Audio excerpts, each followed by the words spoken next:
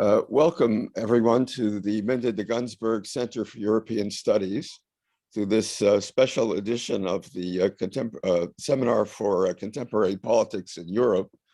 We'll be looking today at the French presidential election, as well as the upcoming legislative election, which will be held in June. Let me begin by thanking the the Cultural Services of the French Embassy for supporting this event. We're very pleased to have their help in bringing our three experts to you. The primary focus of today's discussion is going to be the French presidential election, which, as most of you know, is a two-round affair. It was held on April 10th for the first round and then April 24th. When the election season began last September or so, it was expected that this year's election would be a repeat of the election of 2017. In other words, a face-off between the sitting president, Emmanuel Macron, and Marine Le Pen. That was not to reckon with the surprising candidacy of Éric Zemmour, who came out of a career in television polemics to announce his candidacy with a great deal of press fanfare. And the polls immediately showed that he would be a potent rival to Marine Le Pen. Initial polls showed him taking almost half of her vote away. However, as the campaign unfolded, Zemmour's candidacy faded, and I'm sure the reasons for that phenomenon will be part of the discussion this afternoon. The second surprise of the election was that there was a threat from the left, which was not fully expected. The final result was that in the first round, Emmanuel Macron finished first with 27.85% of the vote. Marine Le Pen finished second with 23.15%. And coming in third, surprisingly, was Jean-Luc Mélenchon with 21.75% of the vote. On election night, it looked for a few minutes that he might actually overtake Le Pen and finish second, which would have really thrown French politics into turmoil. In the end, it was not to be. There were other surprises of the election, of the first round of the election, however, particularly the dismal performance by the traditional mainstream parties. Valérie Pécresse, representing the Republicans, finished with only 4.7% of the vote, under the 5% bar required to obtain a reimbursement from the government for campaign expenditures. And the socialist candidate, Anne Hidalgo, did even worse with 1.75% of the vote. That took us to the second round. For a while, the polls showed that Le Pen was gaining on Macron, and I myself wrote an article expressing fear that this might actually be the year in which she would win. A number of other commentators shared my anxiety. But the election, in fact, proved that there still is a ceiling to the progress of the Rassemblement National in France. And Macron finished in the second round first with 58.5% of the vote, leaving Marine Le Pen with 41.45%. The highest vote total yet achieved by the far right in France, but still far short of the most optimistic predictions of the polls prior to the election. We're now heading into the legislative election season. The election will be held on June 12th and June 19th. It's also a two-round affair. And Mélenchon has consolidated his leadership of the left by forming a new party, which is expected to do much better than any of the individual French parties on the left would have done without him. Excuse me.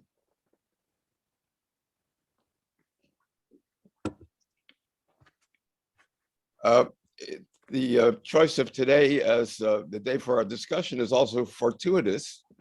It couldn't have been predicted, but today was the day that a new French government was announced. This is an interim government to lead France into the legislative elections. The big surprise for those of us here in the Contemporary Politics Seminar, which I co-chair with Laura Frater, Julian Bourg, Eric Chapman, and Jim Cronin, is that the new Minister of Education is Pape Ndiaye, who has actually spoken in this seminar in the past. This marks a significant change in direction for that particular ministry. And I'm sure the complexion of this new government will come up in our discussions. Anyway, without further ado, I want to turn now to our three panelists, whom I will introduce in turn. First is Cécile Alduy, who is a professor of French and Italian at Stanford and head of the French and Italian department there. Although she is originally, by training, a scholar of Renaissance literature, she's made a name for herself as an analyst of political language, starting with Marine Le Pen, Prise au mot, published in 2015, and following up with La langue des Zemmour, analyzing the candidacy of Eric Zemmour that I mentioned in my introduction. She also writes for many publications such as The Atlantic, Le Monde, Politico, The Nation, Al Jazeera, America, L'Obs, etc. And during this election campaign was a frequent participant in debates on French TV. Our second panelist is Janine Mossouz-Lavaux, who was directrice de recherche émérite at the CNRS and CEVIPOF. She's a political scientist, an expert in the areas of gender and politics, sexuality and politics, literature and politics, and the sociology of money. Among her recent works are La vie sexuelle en France and Le clivage droite-gauche. Our third participant is Vincent Tibéri, professor of political science at Bordeaux. He is the author of Les Citoyens qui viennent, published in 2017, and co-editor of Sociologie plurielle des comportements politiques, also published in 2017. We would like today's discussion to be a kind of free-flowing conversation. There are not going to be formal presentations, but I've asked each of the panelists to think about the evolution of this year's presidential campaign, to say what turned out as expected, what surprised them, how they see the shift in French politics as a result of the election results. And from there, we'll open up the discussion to a more general discussion of where French politics is going from here. I just want to remind the audience that if you have questions to submit, please use the Q&A function. I will field your questions and try to insert them into the conversation as it evolves. So Cécile, I'm going to turn to you first and ask you to open the conversation. Thank you, Art, and thank you for the invitation to this great panel. So reflecting back on the presidential cycle, what strikes me is that the stakes were extremely high and were stated as such by all the candidates in different ways. For the far right, it was about the survival of France, no less, as a civilization. For the left and the Ecologie Party, the Green Party, it was the environmental catastrophe, was the GIEC reports. And for Macron, probably it was the necessity to get out of the COVID crisis and get the economy going and restore France's power, economically speaking. And yet the campaign did not really touch most of those topics. And more importantly, there was no dialogue, in my mind, across party lines. The lack of debate among candidates was noted by many commentators, but was really felt, I think, by the electorate. There was no moment of clarification of where France as a collective should be going. but rather everybody was in their silos, including within the left, where the discussion for the first half of the presidential campaign was all about, should they unite? How do they unite? Are they going to unite? Where are we now about the union? And rather than discussing the topics, on the far right, they dominated, in my mind, the first phase of the presidential campaign because of all the buzz around Zemmour's candidacy. Indeed, just to give some background, he's not just representing, like, he's not just like a Le Pen number two. I mean, if he's a Le Pen number two, he's a Jean-Marie Le Pen number two, meaning that there's a tremendous return back to the National Front's ideology of the 90s. He has campaigned about great replacement the entire fall. And I don't have to explain to the American audience what the great replacement means just after the Buffalo terrorist attacks of this week. So that has shaped the first half of the campaign, because also the left was unable to go beyond their divisions and tackle the real issues they wanted to bring forward. And we can discuss, the role of the media in that afterwards. The other thing that is extremely interesting to me is that the war in Ukraine obviously was a turning point, especially for Zemmour, who crashed after that. And I explain it in just a moment why I think he crashed. But even when Macron decided to enter the campaign, there was no debate among the entire, variety of candidates for the first round. And what emerged is that two candidates decided strategically to depoliticize the campaign. These fare better. It's Marine Le Pen and Macron. And the others were trying to bring back politics into the mix. And these are Zemmour and the left. But if you look at the kind of campaigning that happened, Marine Le Pen talked about her cats more than anything else almost, and about the cost of life. The cost of life in and of itself is an issue for voters. But when you talk about it, it's really hard to pinpoint where your policies are going to be and where ideologically speaking you're speaking from, especially if journalists don't follow up on where is the money coming from. And in the case of Marine Le Pen, everything is financed through an abrupt cut of immigration and a division of society between French citizens who would have civic rights, social rights, healthcare, and so on, and a second tier of society, immigrants who would not have those rights. So this idea of talking more about the cost of life, how do you help people, rather than the ideological background, help Marine Le Pen kind of surf above the water and present an image that was extremely normalized compared to her rival on the far left, Zemmour. Macron too, up till the second round, kind of surfed above the crowd and did not really enter the political arena, being busy, of course, at the same time with the war in Ukraine. And this idea that to win the election, you have to depoliticize it is very troubling. And at the same time, with the case of Zemmour, you understand why. Zemmour is an ideologue fundamentally, and he's stated so that he wanted to wage a cultural war to impose his ideas about Frenchness and whiteness. But this has prevented him from adapting to new situations and new contexts. So when the war in Ukraine erupted, Marine Le Pen switched gears immediately. She withdrew her support for Putin.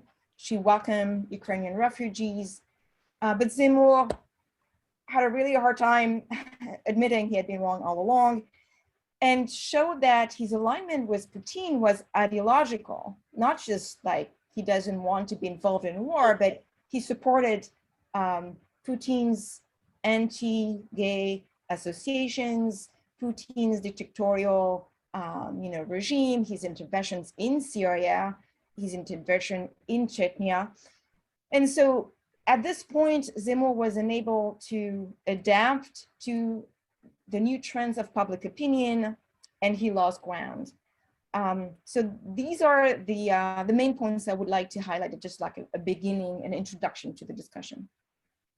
Okay, thank you, Cécile. And I'll turn now to Janine Mossouz-Lavaux to continue the conversation. Yes, So first, I will apologize because my English is not as good as English of Cecile, you know. So you have to do with, you know.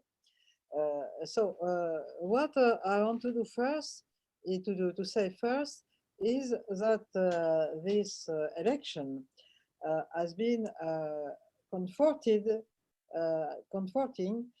You know, what we see in France since a lot of other elections, that is to say, first, a lack of participation, you know. Second, a choice more important than before for the extreme candidates, and all that in a climate of lack of confidence, you know. So it has been the same, but worse in a way, you know. You have spoke about the results, so that we know. And the question is, what does it mean? Because, you know, we have a kind of structural problem between what I would say, I would call the offer, that is to say, the parties, the candidates, and the elected people, you know, the offers, and on the other side, what we call demand, that is to say, the real people in the real life, you know. And we have a gap in France between these two levels in, you know, in either ideal or magic situation, you know, we would like to have a demand who would find in the offer what she needs, what she wants, and so. And it's no more the case, you know. And the question is to know why, and that's what the political elites does not take into account, you know. So you have a lot of people, and Vincent knows this question in the offer, in the political elites, you know, who are saying that right and left, you know, it's not pertinent cleavage no longer, you know. And so if you look at the offer, you see all sorts of, you know, separated things, people of the left who go to the right, or to the government, to recently the government of Emmanuel Macron, you know. We have an example yesterday and this morning, you know. And so at the level of the offer, the left and the right are a little mixed, you know. But at the level of the demand, it's not the same. People know exactly where are they, if they are left, if they are right, center. And in France, there is very few people who don't know how to say where they are, you know. And the question is that it's not enough taken into account, and that's the reason why these people who say, who know where they are, when they are confronted to the offer, they don't find what they need, you know. So it explains this gap, the abstention, and so on. And in the election of Emmanuel Macron, we see the reproduction of this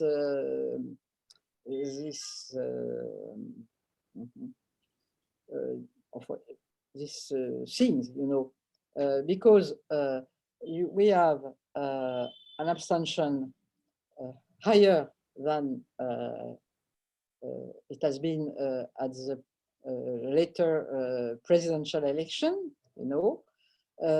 We have the two extremes who have climbed up very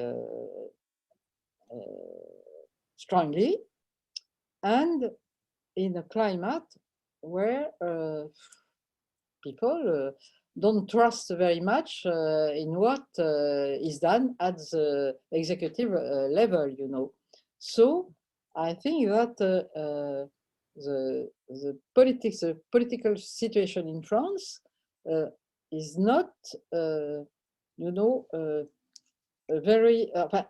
I think that it will provide movements like some ones we had, the yellow gilet, les gilets jaunes, but there have been others, and I think that because of this gap, this election has not resolved the question of the difficulties in the French politics actually. Okay, thank you. And now Vincent Tiberi. Yeah, we have some kind of follow-up with Janine and what she said about the left-right and the divide between the political offer and the political and the citizens.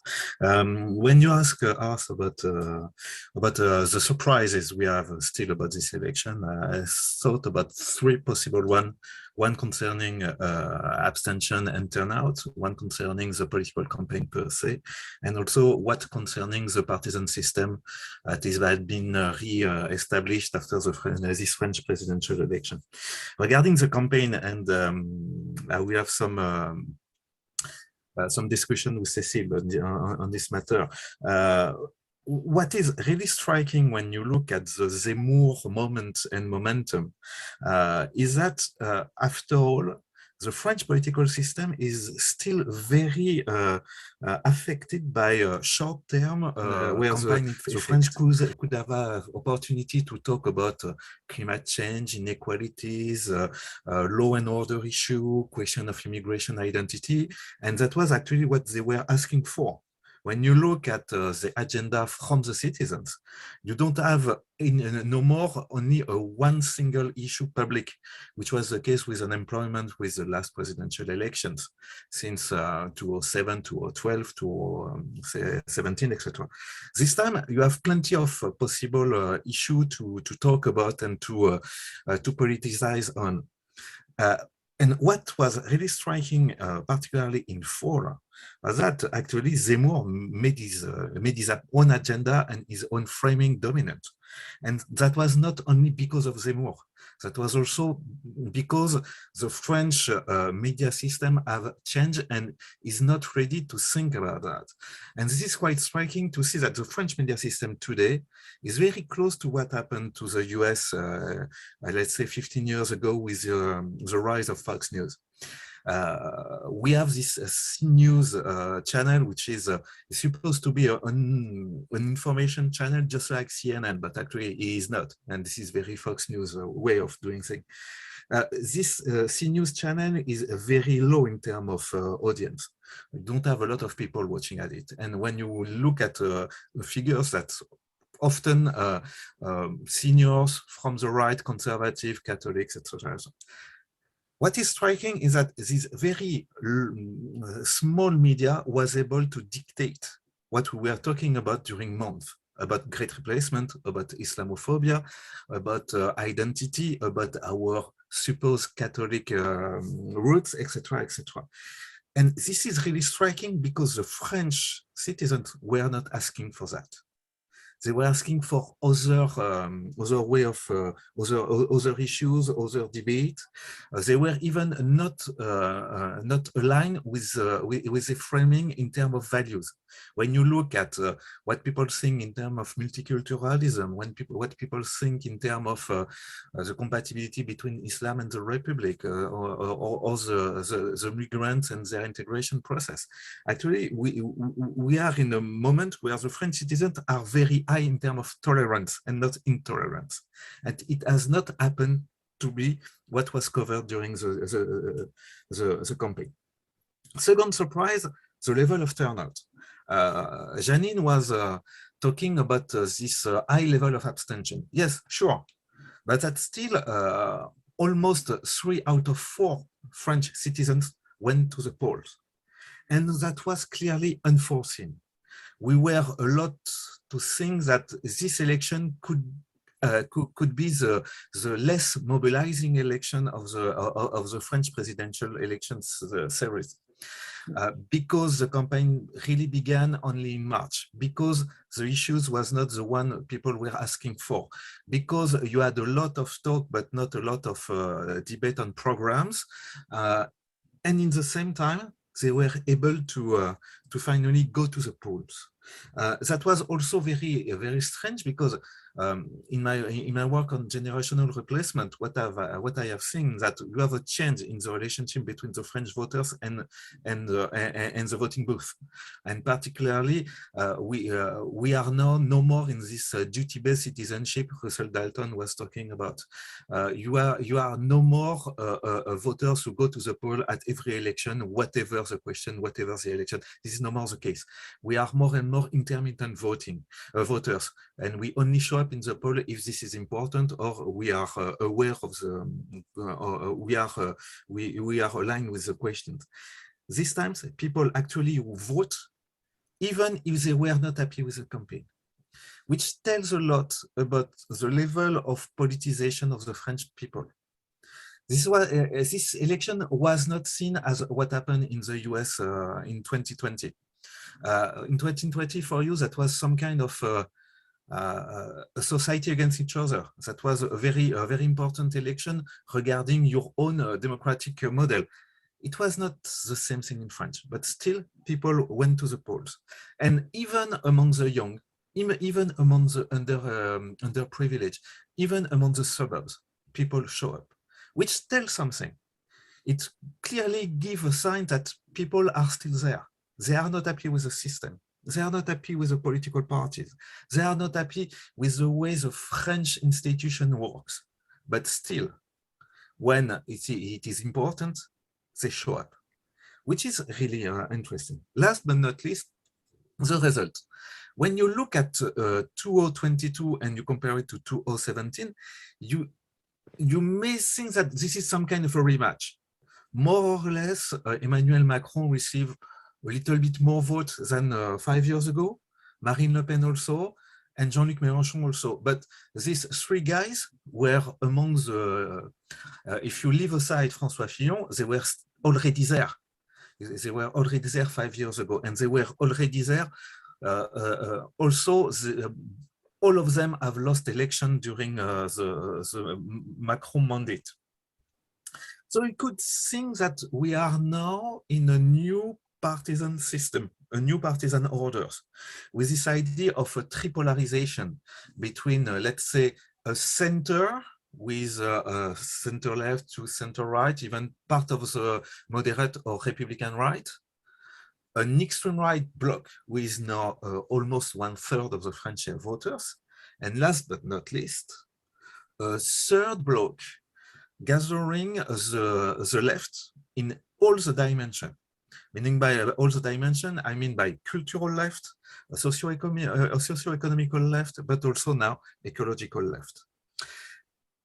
And in the same time, you have this possibility that finally, yeah, it looks like now this is a stabilization process. But in the same time, when you look at the way people have voted for Jean-Luc Mélenchon, or even for Marine Le Pen, or even for Emmanuel Macron, you see that some things are finally not so solid, not so well-grounded. And this is particularly clear for the left.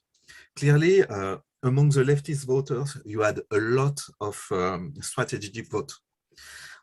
Jean-Luc Mélenchon could have made it to the second round. And clearly, it would have been a surprise, but in the same time, it would have been the traditional left-right divide in new disguise, but the traditional left-right divide.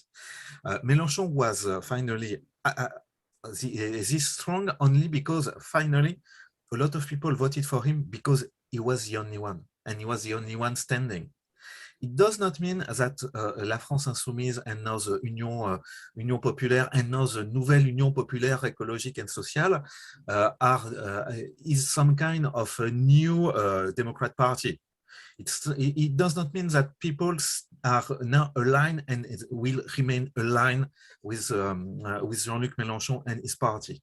It probably means that the left is still not ready, or at least the leftist voters will still go to one party to another, and probably they will move. Maybe the next time that will be the Greens.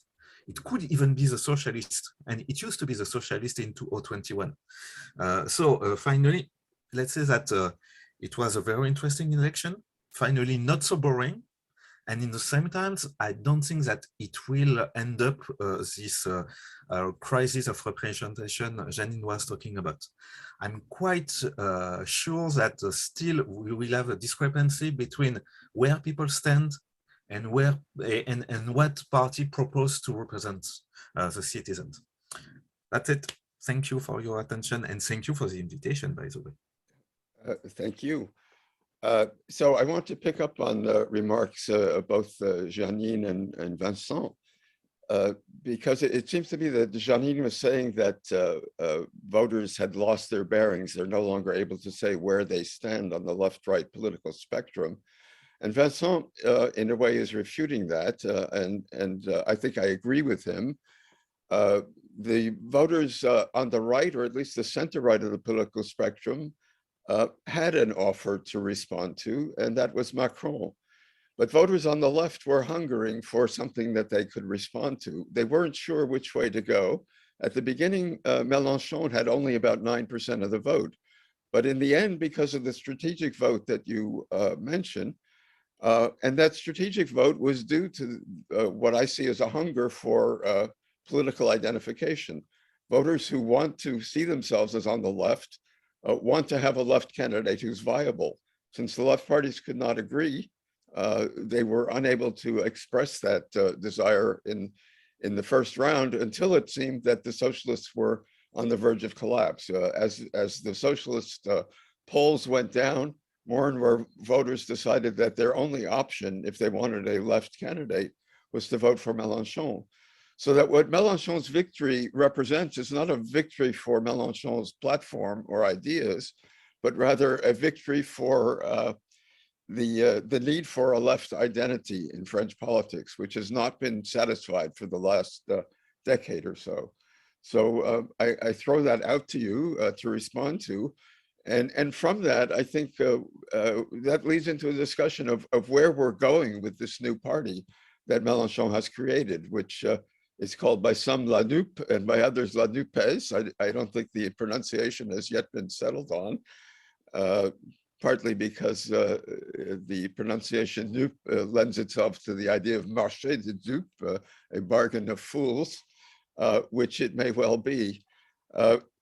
It has to be said in response to Cécile's notion that this was a depoliticized election, that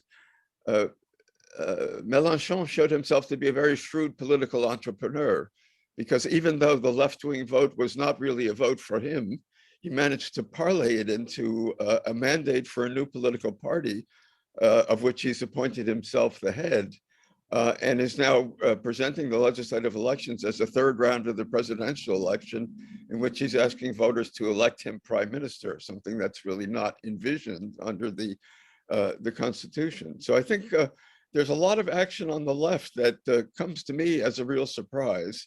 And I wonder how each of you would respond to that notion that we're seeing something new really brewing and developing on the left, but it's too early to say what it is. Cécile? Yeah, well, even the fact that we're talking so much about the left is a surprise. Just 2 months ago, we would never have thought that this would be the case. think that the Marine Le Pen-Macron confrontation would be the big hot topic. And what was like, I guess the biggest surprise to me, of course, is the result of Mélenchon in the end, as well as the 42% of people who voted for Marine Le Pen in the second round, that I think we should completely keep at the back of our minds, because that's the solid thing, is this constant ascension of the National Front.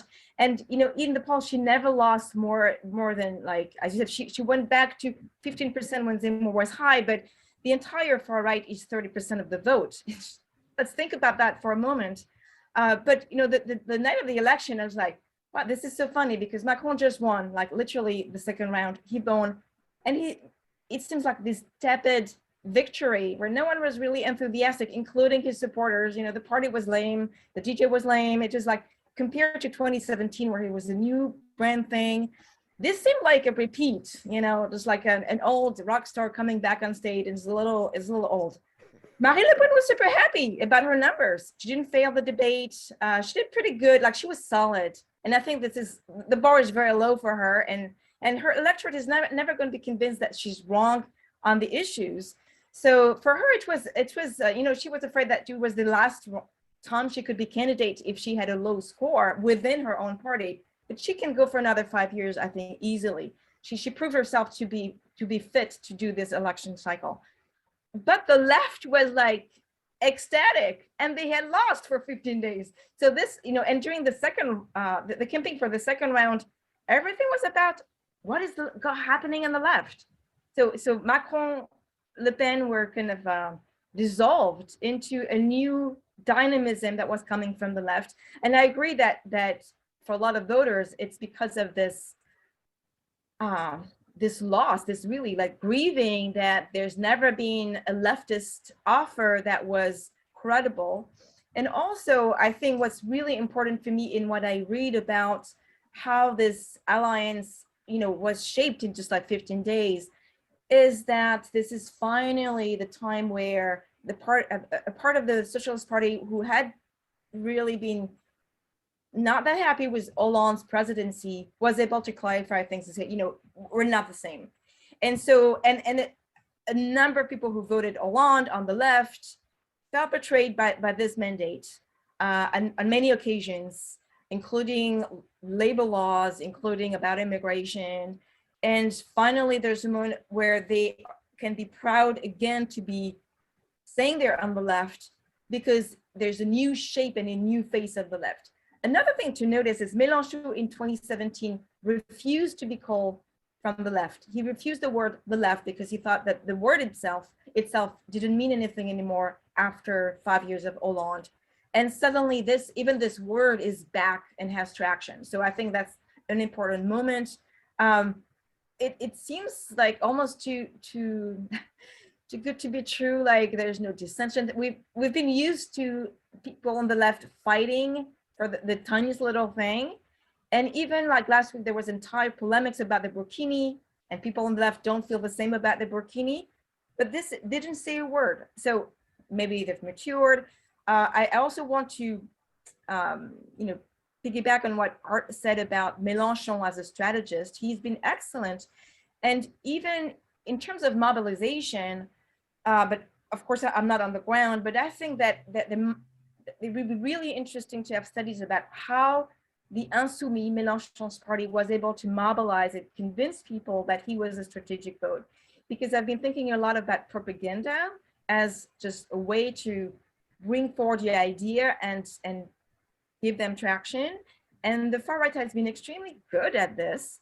And the left for a long time was unable to really even set the agenda from the issues. And in the last few weeks, something has happened in terms of on the ground of how do you mobilize people who are so far from the ballot booth. So I think that some studies on how they did the work, like, you know, really door by door, would be really interesting to look at. Okay, let me start to bring in some questions from the audience. There are two questions relating to the Jewish vote. One person asked, was anti-Semitism an issue? And another asked, what was the breakdown of the Jewish vote? I don't know any figures myself on that. Does anyone have a response to that, Vincent? Yes, the Jewish community is not large enough for having some real good figures. When you look at some very specific neighborhoods, such as Sarcelles, you see that a lot of Zemmour votes was on this little Jerusalem, but it actually anti-Semitism was not so much an issue. What was the issue was Islamophobia this time. If I can go back to Cecile and your comment, Arf. Yes. Just this idea that the left score was a surprise is only because we were totally biased by the traditional vote opinion polls, which means that we have now a real methodological problem in France by using only internet polling, and internet polling is clearly skewed to the right. And that was already the case during the regional election on 2021, and also this presidential election. Sure, pollsters say that a lot of people have moved toward Mélenchon in the last 2 weeks, but that's not enough for explaining this huge discrepancy of 6 points and 6 points between the foreseen score of Mélenchon and the actual score of Mélenchon is really a statistical problem. I also agree with. Do you know why it was skewed to the right? Sorry? Like, is there any explanation of why Yeah, sure. polls on the internet, would yeah. shift the results toward the right? That's a real methodological one. This is a question of recruitment, actually. People who now answer to the surveys have been recruited through internet polls and internet panels, and they do that by, and they get reward for this. And clearly, and this is really fun because you have several ways of polling the internet, and some polls are actually skewed to the left, and notably the academic polling, but for the commercial one, you get the other way around. And this is really bizarre because this is, and the pollster has not made what their American colleagues do during the 2016 presidential election. They were not able to foresee Trump, but our colleagues here were not able to they have overestimated the Rassemblement National, and they have underestimated the leftist vote, both in the regional and the presidential election, which is something really bizarre.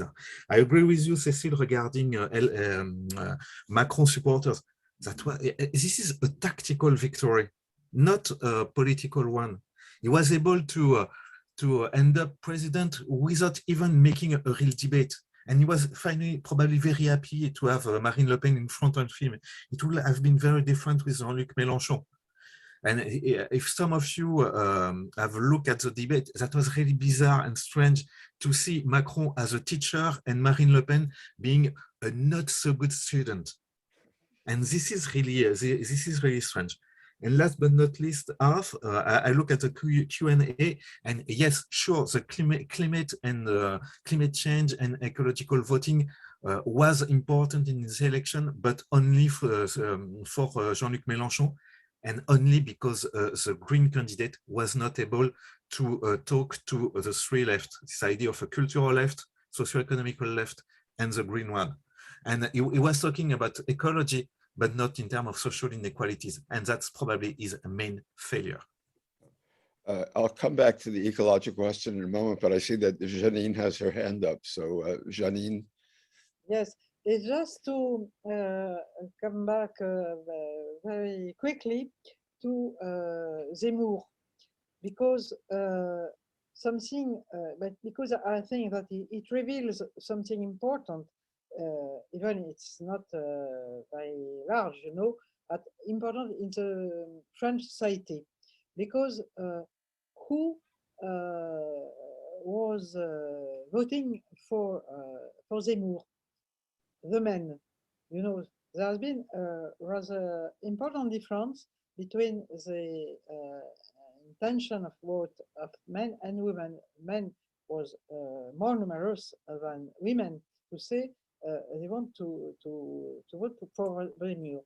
And I think that it shows that in France, we have maybe a small group, not a group, but some people, men, who are really what you know you call in USA white supremacist white, you know, because I think it's what we have seen. It's men who were voting before for Marine Le Pen because she was the daughter of Jean-Marie Le Pen, but they thought that she was a little too soft, not, you know, as radical as his father, her father, yes, and they were voting for them before this last election because, you know, it was the only strong extreme right person. But as they had in front of them Zemmour, it was good luck for them because a man who is masculinist, sexist, traditional, and so, you know, for them, it's what corresponds to what they want. So I will just add the, you know, the attention to what it reveals about the French electorate. We have a kind of small group, you know, of white supremacist men.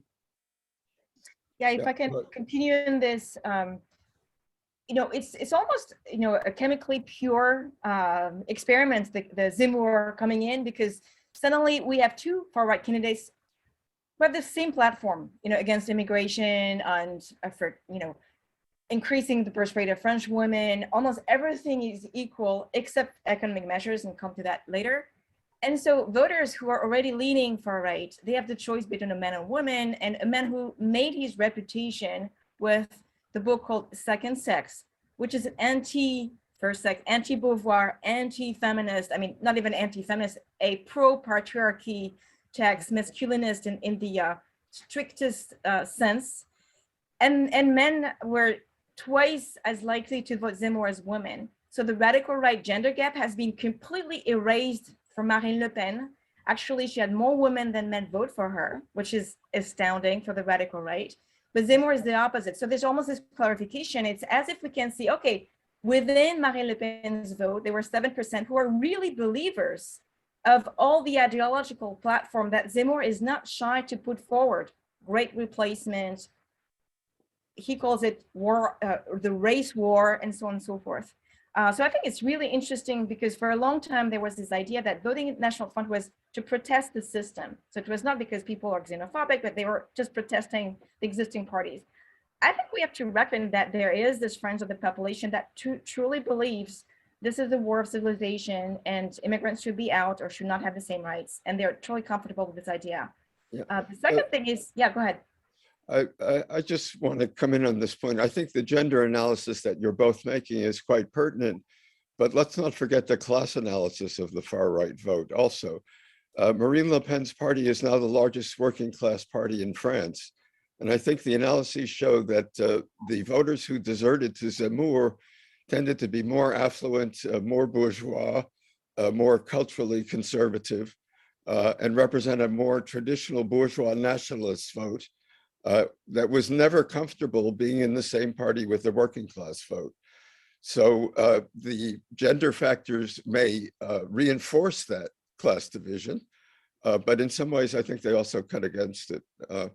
So just a nuance. I agree with the point you I was going to go with the class, you know, segmentation as well. And the thing is, you know, Marine Le Pen's economic platform was addressing the needs of socio-professional classes that are, you know, less wealthy, less income employees. And she had lots of talking points for nurses, supermarkets, employers, women, you know, who are in these classes.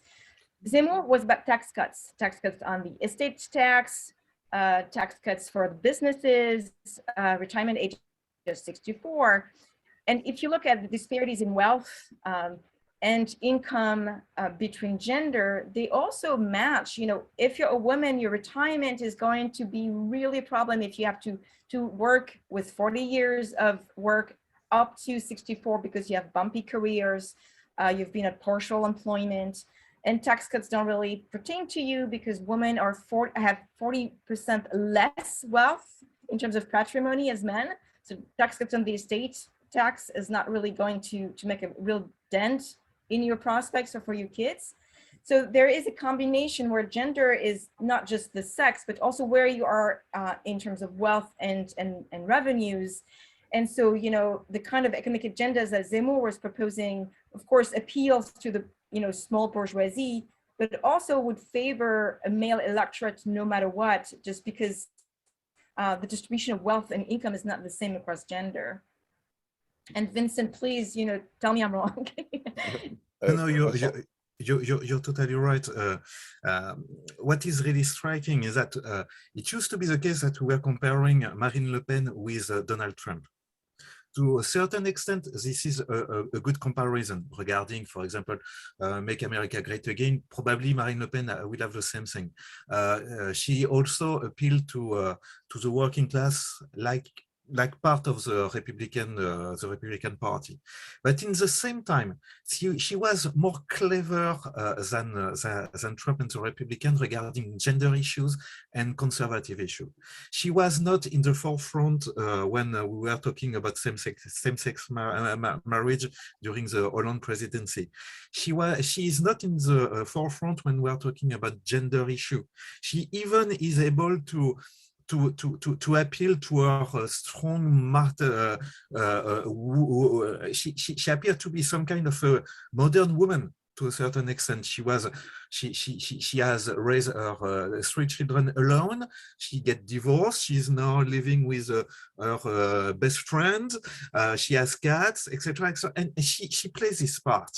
And but Eric Zemmour was clearly focusing this gender and conservative issue, and he gets part of the conservative Catholic vote. And this is really bizarre because everybody know about the religion origin of Eric Zemmour. He's not a true Catholic, but he was able to appeal to them, talking about the Christian identity of France and talking about the necessity to put Catholic back to the center of the stage. And what is really not strange, but really representative is to look at where Zemmour made his very strong scores. That was in the 16th arrondissement of Paris. One of the pure bourgeois party of Paris, nobody can even rent something there. That was also the case in Neuilly. That was the case in Deauville. That was the case in every portion of the French territory where actually the Catholic upper class is still there. And he was even criticizing Marine Le Pen for being in a working class ghetto. And this is really strange to say that when you want to appeal to the majority of the French. Yeah, and I wonder if you have any idea about why, because there's also this notion that Catholics were not voting for Jean-Marie Le Pen, you know, that practicing Catholics were very reluctant to vote Jean-Marie Le Pen. The entire west of France, because of the Catholic heritage, had the lowest number of Jean-Marie Le Pen votes. Yet, the discourses are very similar, and Eric Zemmour is able to mobilize Catholic votes. I wonder if it's the Islamophobia aspect that now is being so accepted, or that there's this threat of Islam for Catholic believers, but it's a kind of a question mark. The preliminary data I have was that if you want to foresee Zemmour or Le Pen vote, you just have to look at values. And for the moment, xenophobic values are still the main appeal to them. But what was really fun regarding gender issue was that even with a strong level of xenophobia, if you were a woman, you had twice less chances to vote for him than the exact male. So it tells something. And regarding Catholics, I was thinking about the work of Yann Raison du Clésio, who has tried to map this Catholic universe, and clearly the Catholic universe is no more united. It's very diverse. You have a bunch of conservative who try to, he calls them the identity Catholics, who try to promote an identity, promote a religion, promote a traditional society, and these guys went for Zemmour. You had other Catholics who are more traditional who went for Emmanuel Macron, and some actually even went to get through to Valérie Pécresse. But clearly, the Catholic vote is clearly not on the left, but among the various right is totally, it has collapsed or exploded. Janine? Yes, I just want to add something, because you know, I think that the more important problem for the question for the electorate, you know, as all our surveys show it in the last weeks, is the cost of the life, you know. What we call, I don't know, le pouvoir d'achat. The cost of living is the phrase in English. The cost of, yeah, okay, the cost of the life. And or Marine Le Pen has precisely focused her campaign on this question, and that is also one of this the reason she got the votes of the workers, you know, and among the people that we call people of the precarity, you know, the most of them are women. So it's a reason why they have, you know, voted more than before for Marine Le Pen. And it's the reason why they were not at all attracted by Zemmour, who was bourgeois representative, you know. And so even when we compare the two extreme right candidates, there is a social, you know, reason of the votes, and a social reason which is accentuated by the gender situation, because the poor are in their majority are women, you know. So all that explain also the difference between the two extreme right candidates. I want to come back to the ecology issue, because it was raised from the audience, particularly in relation to the youth vote for Mélenchon, which was very important, a very important component of Mélenchon's vote. The new party that Mélenchon has founded, the NUPES, has ecology in its name. It's not a traditional left-wing name. It's the new popular ecological and social union. Clearly, Macron is orienting his legislative election strategy around this same issue. He said that the key issues for his presidency going forward would be ecology, youth, and health. So he's addressed those issues with the new government that's just been nominated. As I mentioned, Pape Ndiaye, as Minister of Education, changes the orientation toward youth in my view, a very positive direction. In ecology, his prime minister has been named the chief of ecological reform. She's only the second female prime minister in the Fifth Republic, and two other women have been nominated to posts having to do with ecology. Amélie de Montchalin is Minister for Ecological Planning and the Territories, and Agnès Pannier-Runacher is Minister for the Energy Transition. So three women in charge of ecological issues, clearly, at least for the this interim government, which is a government designed to win the legislative electoral campaign, ecology is being given pride of place. How important do you think that is? Vincent expressed skepticism earlier about the importance of the ecological issue. I wonder if that's going to remain the case in this new campaign, or if it's going to come front and center. This is a major issue, and it was a major demand from the French electorate, and particularly the younger generation. And that's one of the major reasons why Jean-Luc Mélenchon was so high, and why the NUPES alliance is not a new party, but an alliance, is so high in the election forecast for among this new generation. What is really bizarre is that Agnès Pannier-Runacher and Amélie de Montchalin are not very good at ecological issue. Agnès Pannier-Runacher was responsible for industry in the preceding government, and she was even talking about the magic to go to the fabric and the industry. And so she is a very, let's say, modern, or let's say she has a very capitalist appeal to a certain extent. So I'm not sure that will work with these two women, which is regarding their records. In his team, Macron has other people who are more acknowledged for their ecological mandate.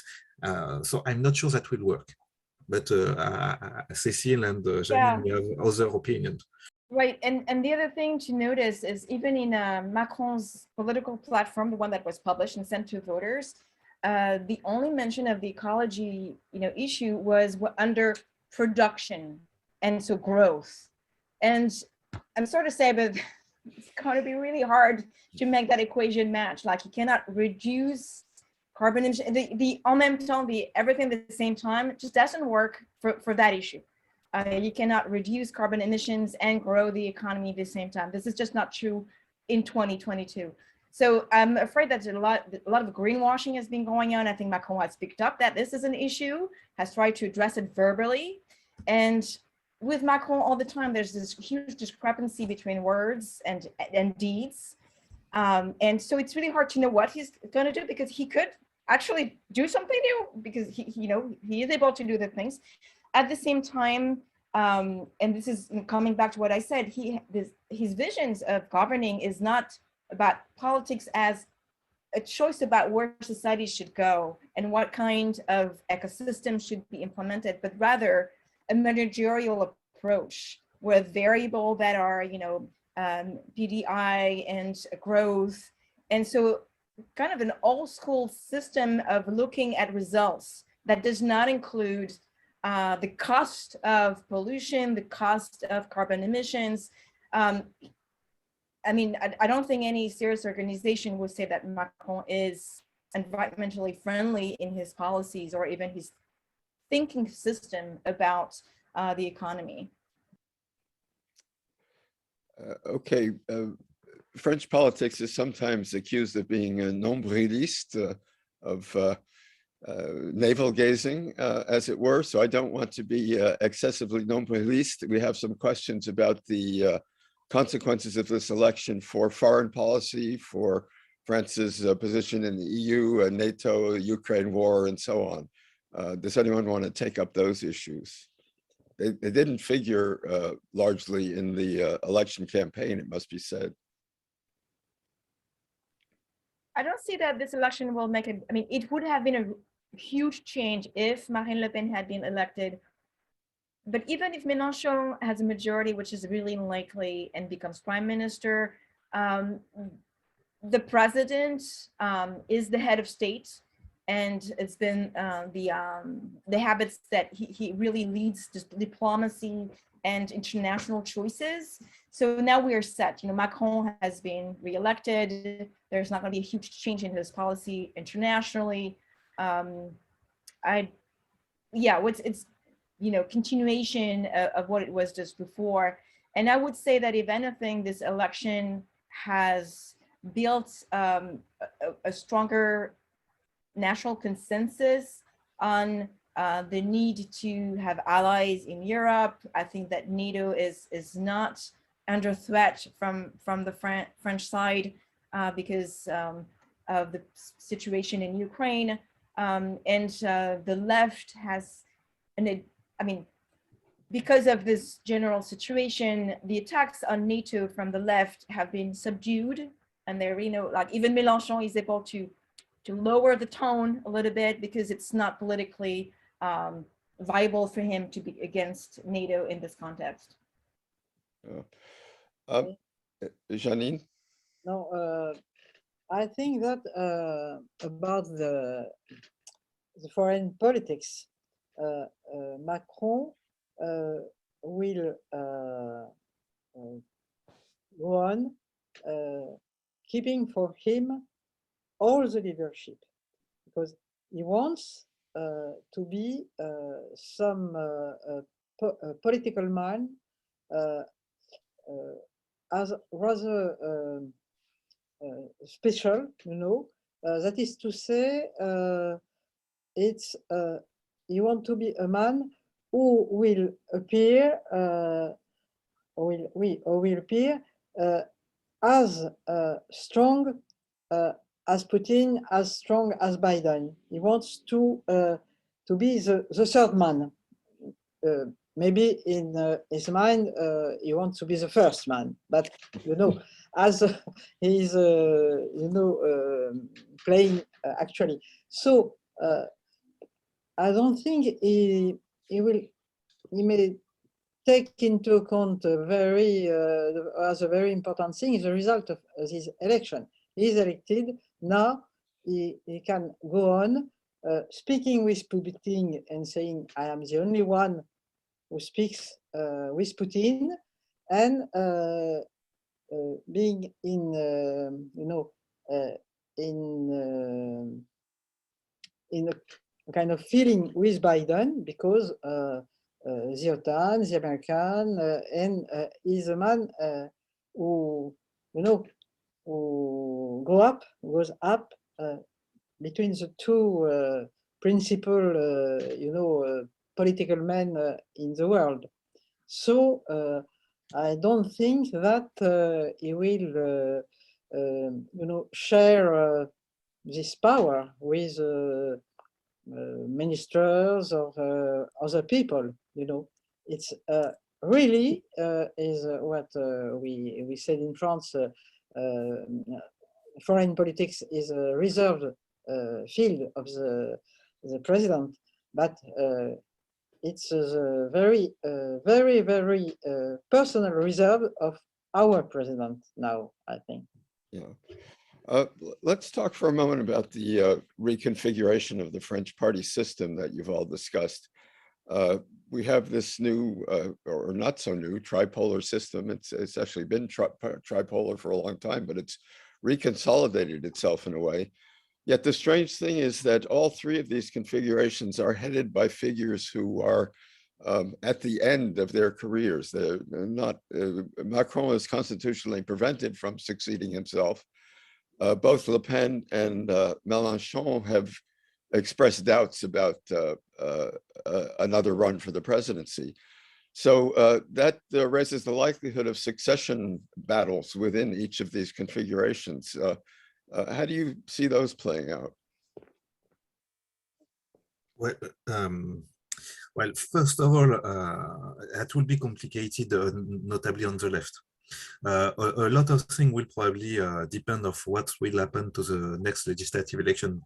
And you have to keep in mind that compared with the US, who has made a very good choice by having simultaneously the legislative and the presidential election, we have still a legislative election to run from 1 month from now.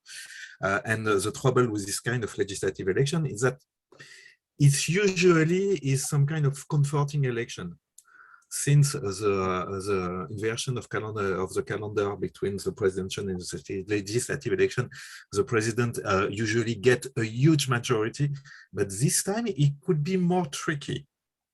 Could be more tricky, not because the National Front or the Rassemblement National will be high. Probably this electorate has a high chance to demobilize for the next election.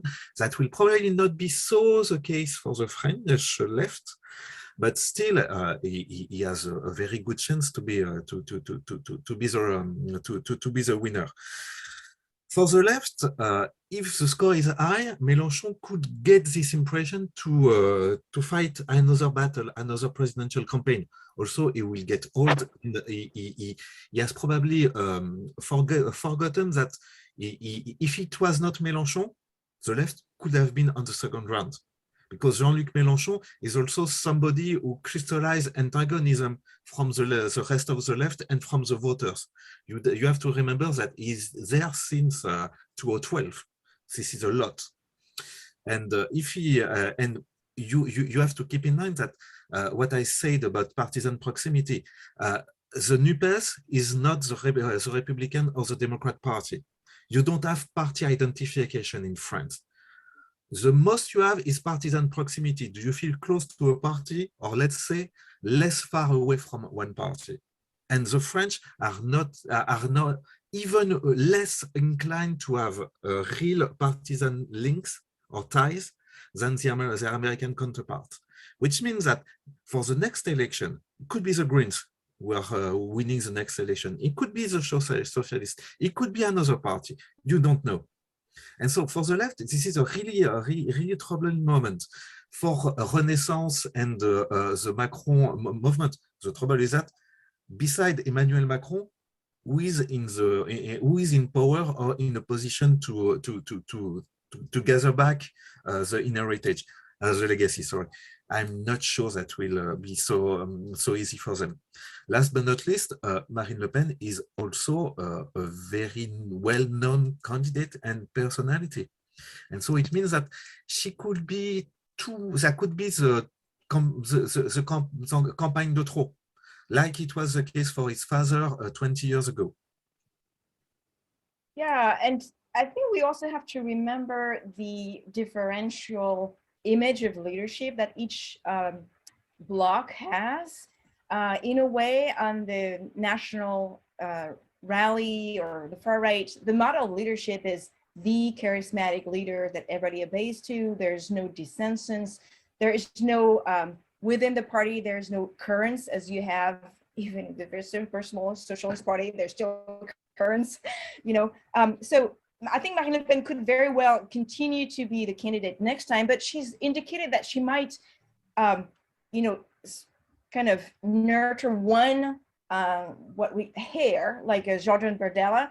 I think Marion Maréchal Le Pen is out now. She has no credibility after betraying her aunt to go to Zemmour. But I think the national rally has a lot of feathers in their hats. And Marine Le Pen is not that old. Indeed, she's just like 5 years older than me. And so she could run again. Maybe it's the campaign too many. But there's no real issue about her leadership because her scores were pretty high. Macron, I mean, Macronism is about being fan of Macron. There is no ideological coherency. It's an assemblage. It's, I mean, the new entity is called Together with an exclamation mark. That says nothing about the politics of this party. So maybe once he's out, it's going to fall back into Alain Juppé, so the right, and maybe some others will really coalesce into another center party. It could very well just completely fall apart. On the left, I agree with Vincent that there's always been a problem of leadership and inner fights about leadership in the entire history of the left. And Mélenchon, you know, won 22% in spite of being Mélenchon. Actually, this was one of the surprises. He's very much hated on the left as well, even though he's, you know, everybody says he's really smart, and he is.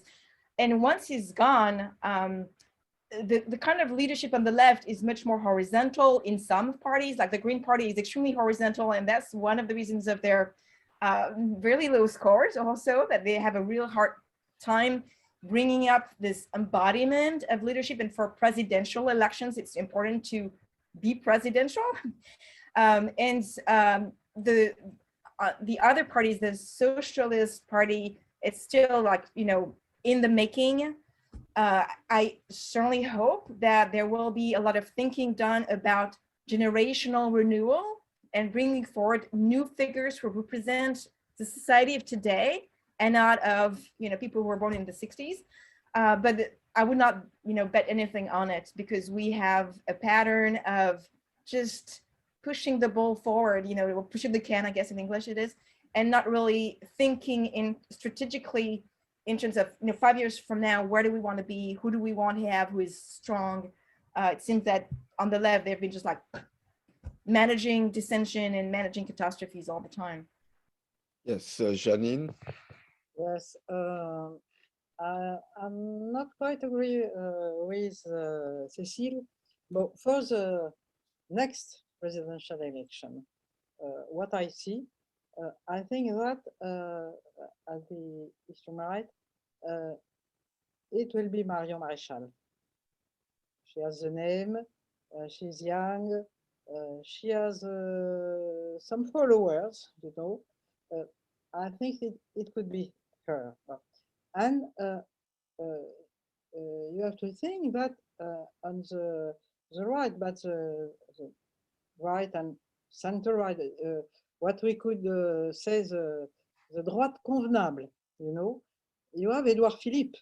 Edouard Philippe, who has been loyal with Emmanuel Macron. He said he will not present himself against Emmanuel Macron, but in 5 years, I think he will be the candidate of the right, the center right, and maybe more, because he has a state, look that everybody has not, you know. But on the left, I think it will be a return to social democrat left, not disons an insoumise left. And who can we see actually? There is not yet, you know, the ideal candidates. Maybe Carole Delga is going to be more known and so, but we don't know. But I think, you know, we will go back to something more right-left than it's actually with the politics and the communication of Macron with the and right and left, which has become and right and right. You know. Yeah, it's interesting. Carole Delga has become the target of the Mélenchoniste because she's holding out against the unification of the left under Mélenchon. That might prove to be a wise strategy in the end if the new party proves to be a disappointment to its followers. But I'm not sure. As for Edouard Philippe, I think he still has the highest approval rating of any politician in the country, which is certainly a strength, but at least as presented in the media, Macron is trying to freeze him out. I don't quite understand the reasons for that. And at the same time, Macron seems to be trying to build up Bruno Le Maire, who could be the rival, although Le Maire, when he ran for the presidency himself, didn't do very well. So I'm not sure that that's really going to be the future of the center. But this is crystal ball gazing rather than analysis. So perhaps we should move on from there. I'd like to go back to a point that Vincent raised earlier about the changes in the French media system, particularly the advent of CNews, financed. It's similar to Fox News, not only in its politics, but in its financing. It has a billionaire behind it, Vincent Bolloré.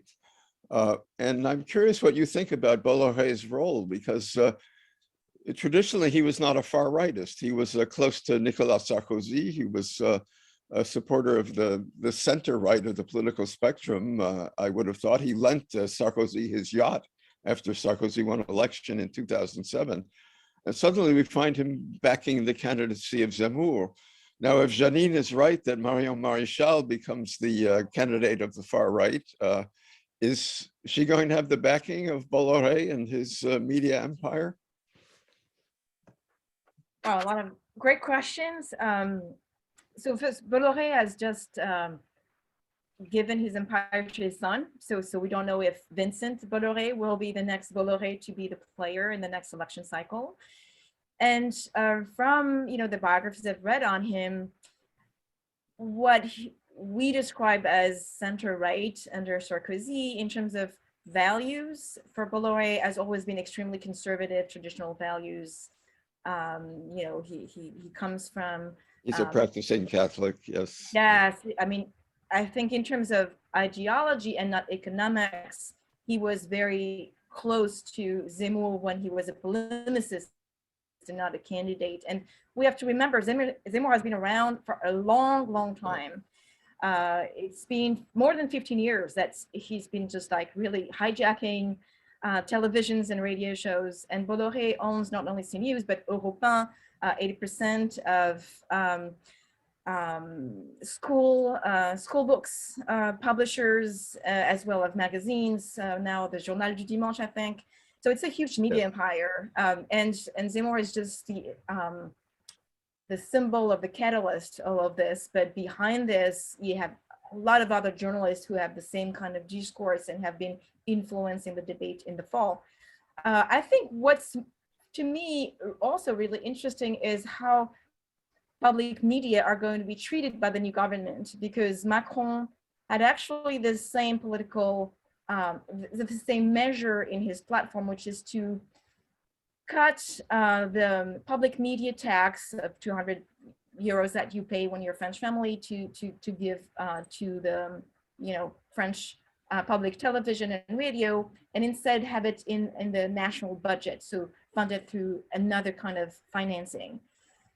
You can trust Macron to continue to give some independence to public media, but if another candidate in 5 years become president, this is the recipe for a Trump candidate, a Trump-like presidency where funding for public media dropped drastically under Trump, if you remember.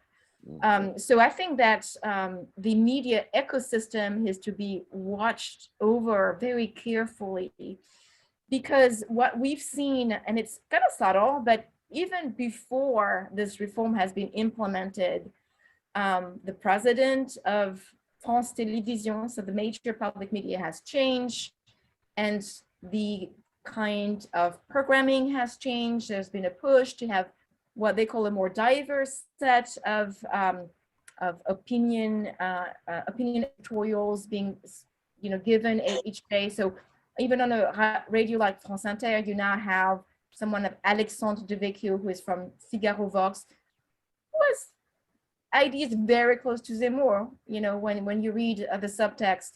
So even now, there's this push for public television to lean more on the right and to be less of this kind of universalist neutral playing field, and more to reflect what's coming from the conservative media.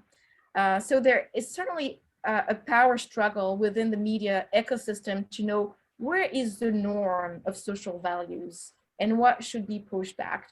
For instance, during the campaign, Zemmour and Marine Le Pen targeted journalists on social media and on the field, when they called them far right. And I've known for talking with journalists that they were harassed when they used those words. So I think it's something really crucial how the media is going to evolve and is going to be treated by different players on the political field. I'm curious, Cécile, since you've written a book about Zemmour, you seem to be writing him out as the future of the French far right. As an elect, yeah. Do you really think he's finished? As a candidate, I think he's been very unsuccessful. And well, first there's a question of financing. I mean, he had 7%, so his presidential campaign is covered by public funds, but for the legislative election, it's going to be hard for him to pull it off. He has very few chances to having any elected congressman or woman. And I think it's likely, or it's possible, that he will go back to being the preacher rather than the candidate that he kind of failed to be.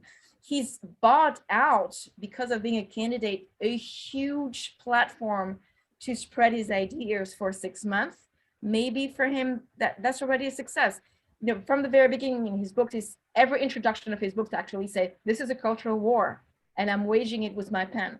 We try to wage it with the ballot box and it didn't work as well, but he sells 500,000, books each time he publishes something. So he's not finished as a writer and Palaceum assistant, a figure and an influencer, but I think as a candidate, it's not been that successful.